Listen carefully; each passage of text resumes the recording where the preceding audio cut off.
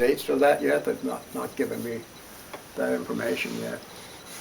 But that's coming up. There's a writer's kind of seminar thing tomorrow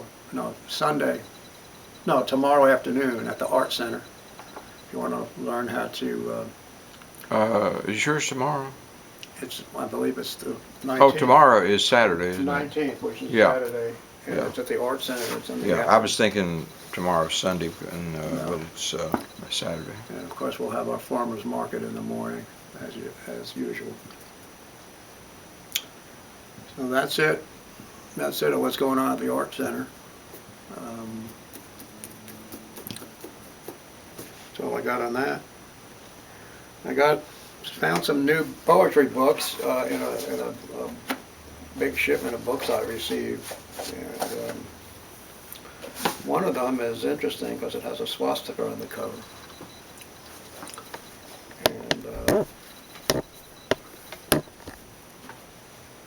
And it's the name of the book is Departmental Ditties and Ballads and Barrack Room Ballads. Hold that up.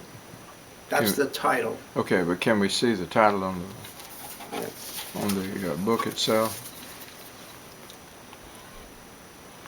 And it's by some guy named Rudyard Kipling. Oh, well, I thought that sounded like a familiar title. This was published in 1911. And for some reason, there's his signature with a circle around it and a swastika on top. I don't know what that means. This was obviously way before the Nazis, so this was the old meaning of the swastika, which was something else. I don't remember what that is. This was originally published in 1892. And I thought I'd read a ditty or two from this. I've never read this. We haven't had any ditties read We lately. haven't had any ditties, and that's a shame, because and why they're called departmental ditties is a mystery to me.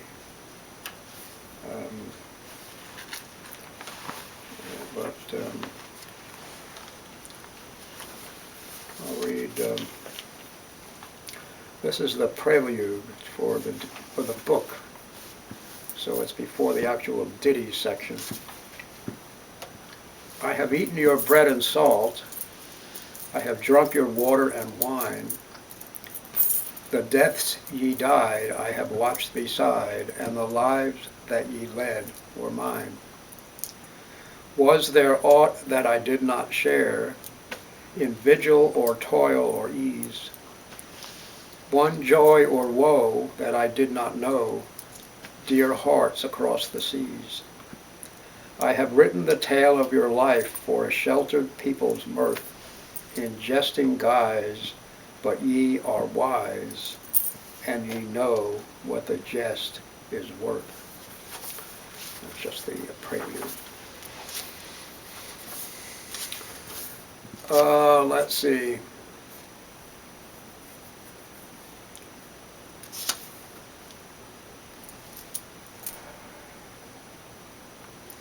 This looks strange indeed.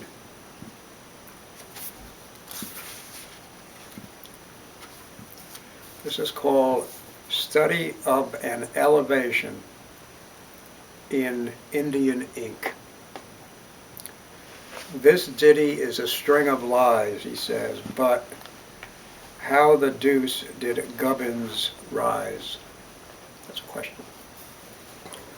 Potiphar Gubbins, C.E., stands at the top of the tree, and I muse in my bed on the reasons that led to the hoisting of Potiphar G. Potiphar Gubbins, C.E., is 7 years junior to me. Each bridge that he makes either buckles or breaks, and his work is as rough as he. Potiphar Gubbins, C.E., is coarse as a chimpanzee, and I can't understand why you gave him your hand, lovely Methatabel Lee. Potiphar Gubbins, C.E., is dear to the powers that be, For they bow and they smile in an affable style, which is seldom accorded to me. Potiphar Gubbins, C.E., is certain as certain can be, of a highly paid post which is claimed by a host of seniors, including me. Careless and lazy is he, greatly inferior to me. What is the spell that you manage so well, commonplace Potiphar G? Lovely Mehitable Lee, let me inquire of thee. Should I have riz to where Potiphar is, hadst thou been mated to me? That's the end of that one.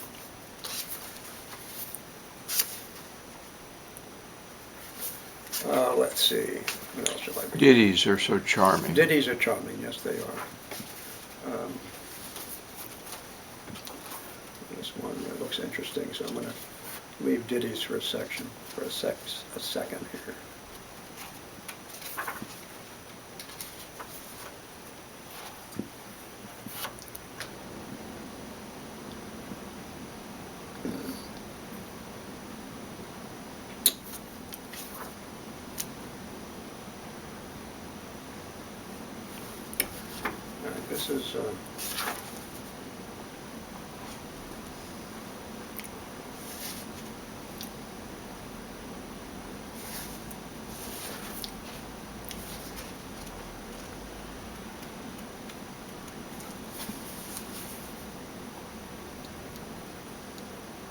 This is called Christmas in India. It's from the Ballads section, I believe.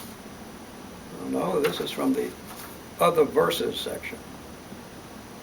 Other Verses. Dim dawn behind the tamarisks, the sky is saffron yellow, as the women in the village grind the corn, and the parrots seek the riverside, each calling to his fellow, that the day, the staring Eastern day, is born. On the white dust on the highway, oh the white dust on the highway, oh the stenches in the byway, oh the clammy fog that hovers over earth. And at home they're making merry neath the white and scarlet berry. What part have India's exiles in their mirth?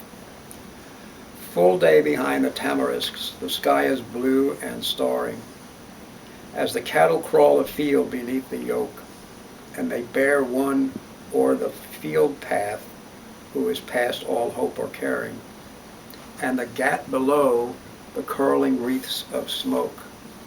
Call on Rama, going slowly as ye bear a brother lowly.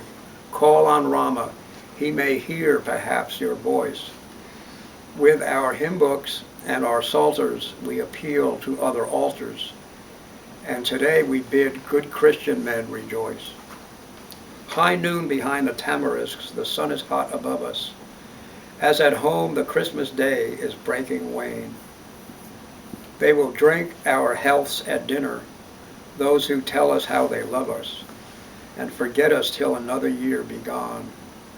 Oh, the toil that knows no breaking, oh, the highway ceaseless aching, oh, the black dividing sea and alien plain. Youth was cheap, wherefore we sold it. Gold was good, we hoped to hold it, and today we know the fullness of our gain. Gray dusk behind the tamarisks, the parrots fly together as the sun is sinking slowly over home, and his last ray turns to jeer us shackled in a lifelong tether that drags us back howe'er so far we roam. Hard her service, poor her payment, she is ancient, tattered raiment. India, she the grim stepmother of our kind. If a year of life be lent her, if her temples shine we enter, the door is shut, we may not look behind. Black night behind the tamarisks, the owls begin their chorus, as the conches from the temple scream and bray, with the fruitless years behind us and the hopeless years before us. Let us honor, O my brothers, Christmas Day. Call a truce then to our labors. Let us feast with friends and neighbors, and be merry as the custom of our caste. For if faint and forced the laughter, and if sadness follows after, we are richer by one mocking Christmas past.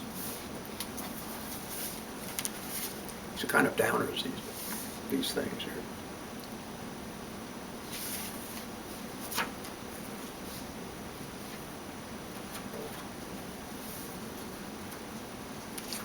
Let's see.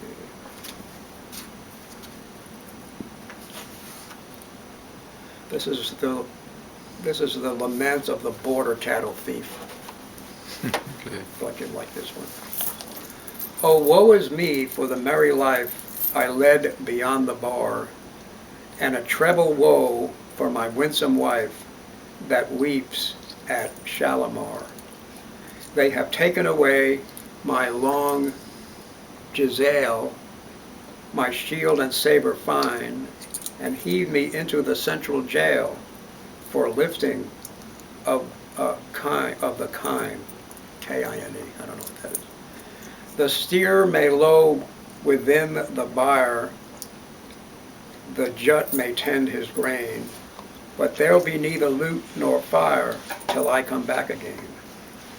And God have mercy on the jut when once my fetters fall, and heaven defend the farmer's hut when I am loosed from thrall. It's woe to bend the stubborn back above the grinching quern. It's woe to hear the leg bar clack and jingle when I turn. These are all terms that I'm sure were popular in Kipling's day, but I don't understand half of them, so bear with me here. For the sorrow and the shame, the brand on me and mine, I'll pay you back in leaping flame and loss of the butchered kine. For every cow I spared before, in charity set free, if I may reach my hold once more, I'll reave an honest 3. For every time I raise the low, that sacred the dusty plain, by sword and cord, by torch and tow, I'll light the land with twain. Ride hard to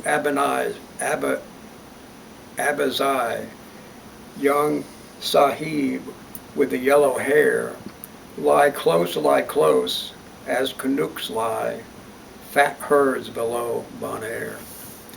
The one I'll shoot at twilight tide, at dawn I'll drive the other. The black shall mourn for hoof and hide, the white man for his brother. 'Tis war, red war, I'll give you then, war till my sinews fail, for the wrong you have done to a chief of men and a thief of the Zukka care. And if I fall to your hand afresh, I give you leave for the sin that you clam my throat with a foul pig's flesh and swing me in the skin. No idea what any of that means. So we'll leave Mr. Rudyard Kipling behind here. And we'll read something from Lorene Bivin, who I have no clue who that was. So I'm going to hold that one up too. But this is called Listening Heart. Lorene Bivin was a native Texan and wrote poetry since she was a schoolgirl. Okay. And turns automatically to verse to express her ideas. Got it. She met her late husband, William Bill Bivin, when a senior in high school, and traveled with him all over the United States and Canada. They live in Corsicana, and I'm sure this was published in 1970, so she may still be around. 07? 70. Oh, 70. So that's still 4 years ago. She was pretty old then, so I'm sure she's passed on by now. She did a lot of stuff about Old Testament characters. There's a whole section on Old Testament characters, and then she has a section called 365 Days of Beauty, and then a section called A Heart Full of Love. And I'm going to read some of the Old Testament stuff, although I've gotten something up here. This is called Adam the First Man, and in case you don't know where that comes from, it's from the book of Genesis. It tells you that in case you don't know. After God created man, he called Adam. He knew it would not be good for man to be alone, for he would mourn. Then God caused a deep sleep to fall on Adam, and from a rib he made woman, so Adam would not be forlorn. God blessed them and said, "Be fruitful and multiply and replenish the earth, and have dominion over every living thing. Then life will multiply through birth." Adam gave a name to every living creature, and he called his wife Eve. God placed them in a beautiful garden, but the serpent was there to deceive. God said, "Keep the garden, but there is one tree you must not eat of the fruit, or you will die." Now the serpent said, "You will not die. It will make you wise. It will open your eye." He made it so inviting, Eve took of the fruit and did eat, and gave to Adam, and he did eat. Their eyes were open then, and they hid themselves. It was the Lord they did not wish to meet. God made coats of skin and clothed them, and sent them from the garden to till the soil. It was all because of their sin, and now throughout life they must toil. Children were born, and in the process of time, the people were living a life of sin. All over the world at that time, there was much wickedness in the hearts of men. The wickedness of the people was so great, it grieved the Lord in his heart. He said, "I will destroy man and every creeping thing.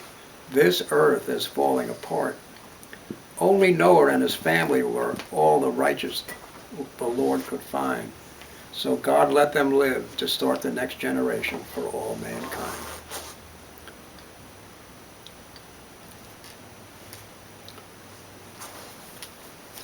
Yeah, I can see where this is going. I'm going to skip to something else here.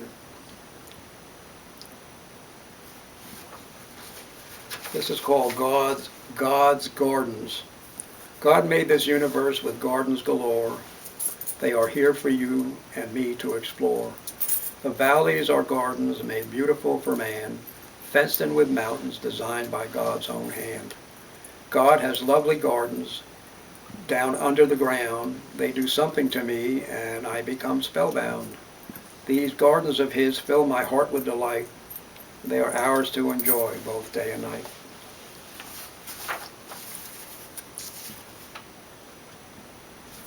Every time I see this title, I think of Mel Brooks, but I'm going to ignore that. This is called Springtime in Texas. Springtime in Texas can hold you spellbound as you watch new life unfold from all around. Springtime in Texas can put new life in you. It can give you a lift like nothing else can do. You can see new life high up in a tree, and I have a feeling you can see new life in me.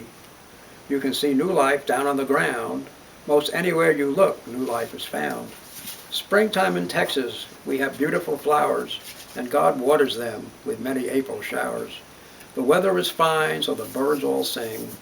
We must fly to Texas, for now it is spring. Anyway, that's Lorraine Biven. This is another gal in a large book that's called Beautiful Thoughts, and it's by Minnie Lee Bovender, and there's the book. And it originally, and Minnie was from Dallas before zip code days. She lived on Center Street, Dallas 8, Texas. Yeah, I remember those. One digit. Remember those days when we had short zip codes. They were very short. 8 was the zip code. And this was published in 1945, so I was 2 when this came out. 100 years after statehood. That's it.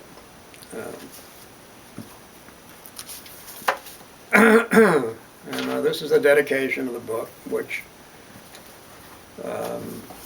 this little book of thoughts I dedicate to dear old Dad, W.C. Bovender, who departed from this life many years ago. He was the most wonderful dad a daughter could have, was that dear old dad I had. He was called to heaven and had to leave me alone. Though going through many hardships, I hope to meet dear old Dad again in that land where no sorrow is known. And it was signed by his only child. And these are, almost all these are Christian in nature. And I'll read one or two of them, and then we will wrap it up with your readings and with how to enjoy a poem, which you do so well.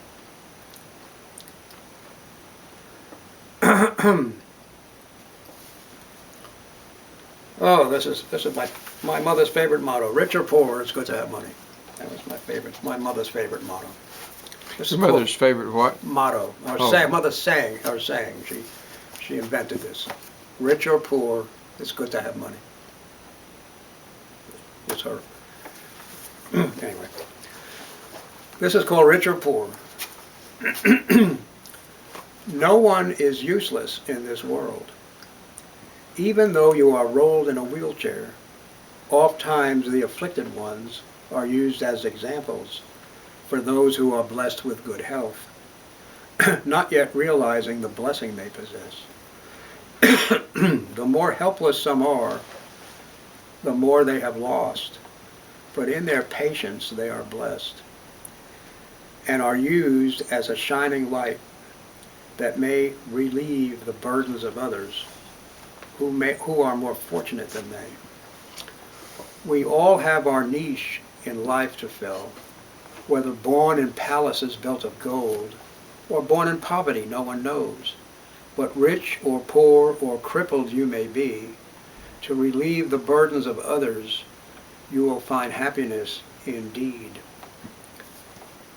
If you follow this advice, you will surely find happiness. As you go along your duties to perform, remember, do unto others as you would have them do unto you. And the golden rule is the best rule of all. Let that be a lesson to you.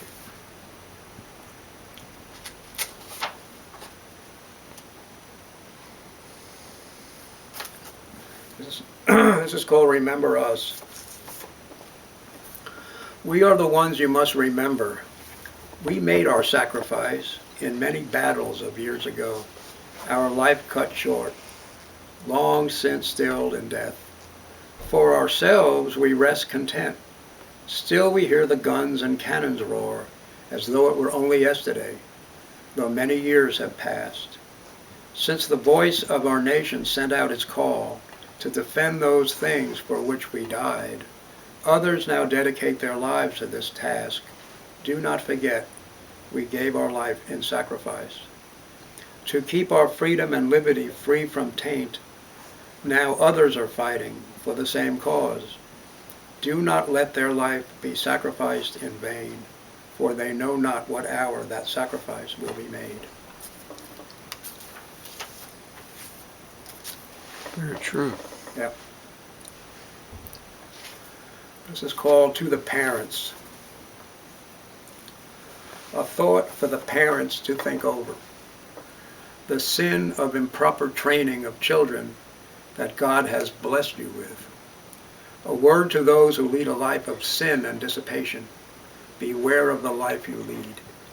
God has placed this responsibility on parents, and the children born on account of these sins must bear the reproach through life, often diseased in mind and body, transmitted into the bloodstream, a sin against them even before they are born. Parents' duties cannot be shifted to others.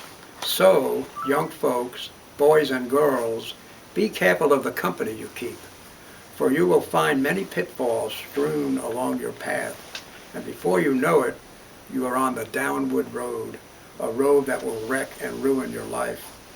For children brought into this life must suffer for the sins of the parents. Shun evil companions lest they lead you astray. for the future lies before you to make or mar.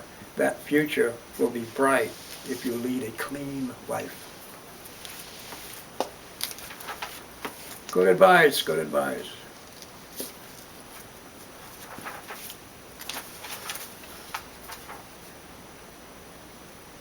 All right, one more, and then we'll turn it over to you. This is called Trust Jesus. Do you ever think of that home that God has prepared for you? It is a mansion so bright and fair, but there lies a secret you must know. If you would find that mansion over there when the last call comes for you. Jesus dwells in that mansion so bright and fair, and he pleads with you to prepare. For some days its glories you will see if you trust the Lord Jesus and do what he wants you to do. For the call will surely come for you someday. Earthly homes may fall to dust and decay. That heavenly home will never pass away. For the builder of that home is God, and there is plenty of room for everyone. Then you will leave your burdens behind if you will abide and trust in his holy word. That's some of my offerings today from other folks. One of these days I'll start writing my own. I'm gonna read some of this guy. Me too. I was going to read some of this guy, but his stuff is very long.